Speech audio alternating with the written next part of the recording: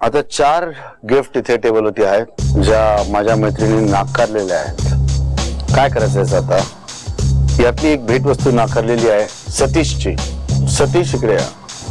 लहानपणापासून इथपर्यंत असं बोलू नका. सतीश तुझी भेटवस्तू कुठली होती? कप होता माझा. घे हातात. आता मला सांग की ची भेटवस्तू नाकारली गेली. Yes sir. एक त्याच्या मागे आणण्याचं कारण होतं आणि नाकारलेलं काय वाटतं?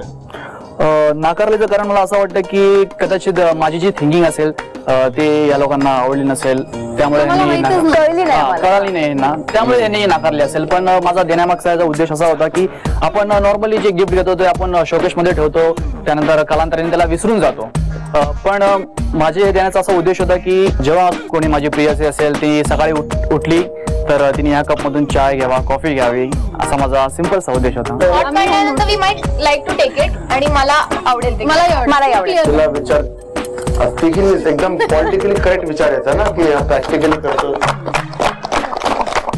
सतीश तू ठरव कोण यातून चहा कॉफी रोज पिणार आहे. मला असं वाटतं त्यांना घेताना सुद्धा खूप आनंद होईल, कारण की ते शूट मध्ये खूप बिझी असतात. तर हा कप आय थिंक सो 24 तास त्यांच्याबरोबर राहील अशी मी आशा बाळगतो. आणि मला कळलंच आहे. जा आता.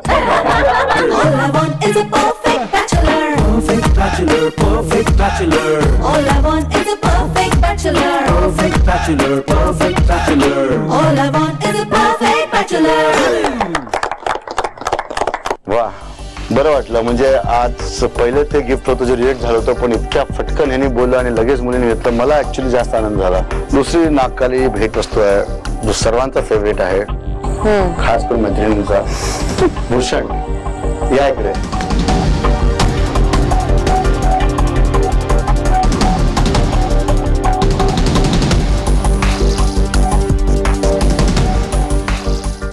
भूषण, कोणाला पिक्चरला घेऊन जाणार होतास? तिकीट तुझंच आहे ना? येस. उचल.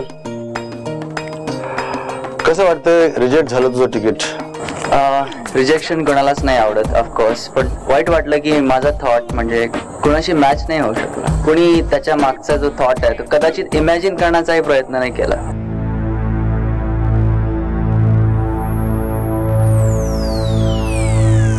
इन जनरल मी असं म्हणत नाहीये की फक्त जजेसलाच इम्प्रेस करायचं नाहीये, पण इन जनरल जगातल्या कुठल्याही मुलाला इम्प्रेसच का करावं लागतं. आणि ते असं एफर्टलेस असलं पाहिजे. आणि ते एफर्टलेस होण्यासाठी अगोदर मैत्री होणं खूप गरजेचं असतं. आणि मैत्री त्याच वेळेस होईल ज्यावेळेस कोणीतरी विचारेल, बोलेल, कुठेतरी नेल, कुठेतरी भेटेल. तुम्ही जसं म्हणाला की तुम्हाला संवाद साधायचा आहे, यू वॉन्ट अ चान्स की जेणेकरून आम्ही तुम्हाला ओळखू शकू किंवा तुम्ही आमच्या बरोबर एक कॉन्व्हर्सेशन स्ट्राईक करू शकाल. जर तुम्ही हे कारण दिलं तर फिल्म पाहताना तुम्ही हे कसं करणार? जर तुम्ही कदाचित एका रेस्टॉरंटचे कुपन्स ठेवले असते तर let's say food, wine, dine, conversation, ते कॉन्सेप्ट कदाचित मला आवडलं असतं आणि आज तुम्ही इथे रिजेक्शन मध्ये नसतात.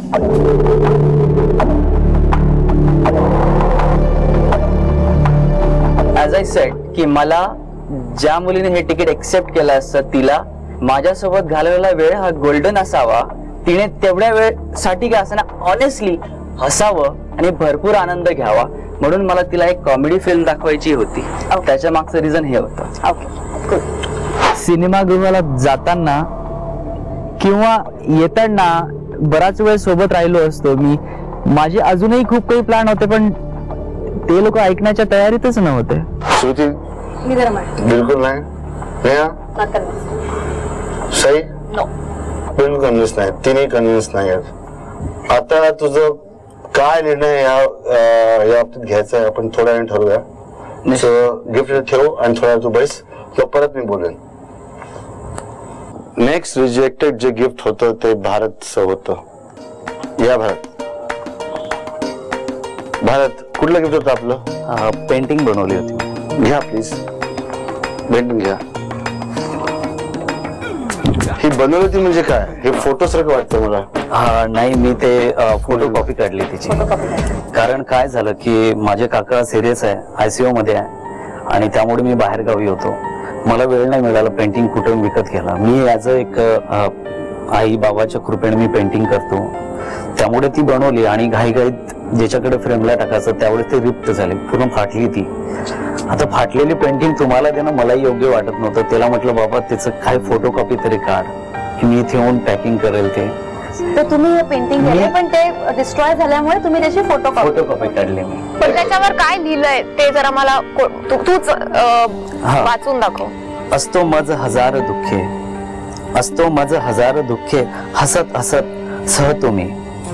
असतो मज हजार दुःखे, हसत हसत सह तुम्ही. नको त्या चार भिंतीत मज, नको त्या चार भिंतीत मज, तुझ्या हृदयात राहा तुम्ही, तुझ्या हृदयात राहा तुम्ही. कारण असं होतं की कॉलेजला असताना आम्ही थोडीशे अनबॅलन्स असतो सगळ्या गोष्टी. तर त्यावेळेस एक कविता लिहिली होती आम्ही मित्राने मिळून आणि माझे त्याच्यात, म्हणू शकतो का? हा बोला ना. तर बॅचलर मध्ये होतं तसं की हे असंच चालायचं, आपण लोड नाही घ्यायचं. हे असंच चालायचं, आपण लोड नाही घ्यायचं. मुलींनी वर्गात बसायचं, आपण वरांड्यात उभं राहायचं. हे असंच चालायचं, आपण लोड नाही घ्यायचं. तिने पास व्हायचं आणि आपण नापास होत राहायचं. हे असंच चालायचं, आपण लोड नाही घ्यायचं. तिने पुढे पुढे जायचं, आपण तिच्या मागे मागे जायचं. तिने वळून पाहिलं तर आपण आपली शेपूट हलवायचं. हे असंच चालायचं, आपण लोड नाही घ्यायचं. जिच्यावर आपण प्रेम करायचं तिने भलत्यावरच मरायचं. मग कशाला जगायचं असं मुळीच नाही करायचं, खुशाल दुसरीकडे वळायचं. हे असंच चालायचं, आपण लोड नाही घ्यायचं. जिच्यावर प्रेम करायचं तिचं लग्न व्हायचं, तिला छानसा बाळ व्हायचा. त्या बाळाने आपल्याला टॉर्चर करायचं, मामा मामा मामा म्हणायचं. हे असंच चालायचं, आपण लोड नाही घ्यायचं. पण मित्रांनो, एक आयुष्यात एक प्रसंग येते की तिथं लोड घ्यावं लागतं. तर माझ्या मते आयुष्यात लोड घ्यायचं, हे असंच चालायचं, आपण लोड नाही घ्यायचं. आई वडिलाचं स्वप्न आधी साकार करायचं आणि खरं प्रेम आपल्या बायकोवर करायचं. मला ते हवंय. फर्स्ट ऑफ ऑल सुंदर कविता होती, व्हेरी नाईस, आणि मला ते हवंय. आणि या थॉट मध्ये असं होतं की पेंटिंग करताना संसार असावा असा. हा संसार आहे आणि एक छोटे दोन मुलं एक खांद्यावर बसलेल्या वडिलाच्या आणि मुलगी खाली सोबत चालते आहे. आई मळक घेऊन चालते आणि वासरं ढोरं सोबत चालते आहे. हे मी बघितलं होतं, मी लहान होतो त्यावेळेस. त्यांचं प्रेम, प्रत्येकाचं स्वतःसोबत असलेली अंडरस्टँडिंग, त्यांचं प्रेम, ते मला खूप आठवली. म्हटलं गिफ्ट करावं तर काय करावं, तर क्रिएटिव्हिटी मला जे येते ते मी द्यावं. नशिबानं माझं ते पेंटिंग इथे येऊ नाही शकलं, त्यामुळे मी फोटोकॉपी आणू शकलो. त्याबद्दल विचार महत्वाचा आहे. आता नेहा आणि सई दोघांनाही आवडलेलं आहे. खरं मलाही आवडलंय, पण माझ्याकडे आता तो अनफॉर्च्युनेटली ऑप्शन नाहीये. संपले, चहा झाले तिचे. हो मला आवडलं.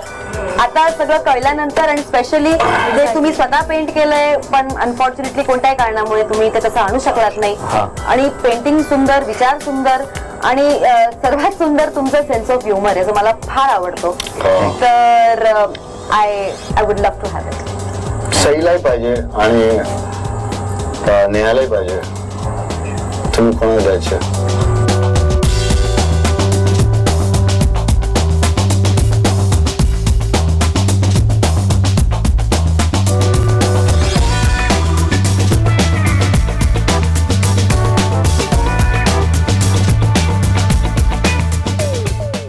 आता मैत्रिणो, आता वेळ आलेली आहे सर्वात कॉन्ट्रोवर्शियल गिफ्टची.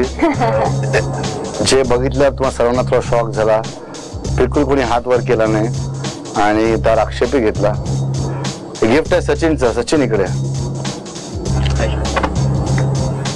सचिन, आपलं गिफ्ट आता टेबलावरती आहे. तुम्ही मुलींची रिॲक्शन बघितलीच, काय म्हणायचं? नाही, ती त्यांची रिॲक्शन आहे, पण माझा विचार असा नव्हता त्या गिफ्ट मागचा.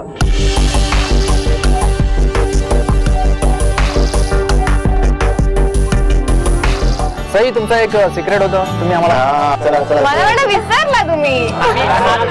आता 100% म्हणजे एक्साइटमेंट आहे ना सगळ्यांमध्ये. मला जरा नरम नरम रिस्पॉन्स मिळाला. सई, आता रहस्य ठेवू नकोस. बता दो क्या बात है. इथे आल्यापासून मला एका मुलाने इम्प्रेस केलं आहे खूप, आणि त्याचं नाव आहे All I want is a perfect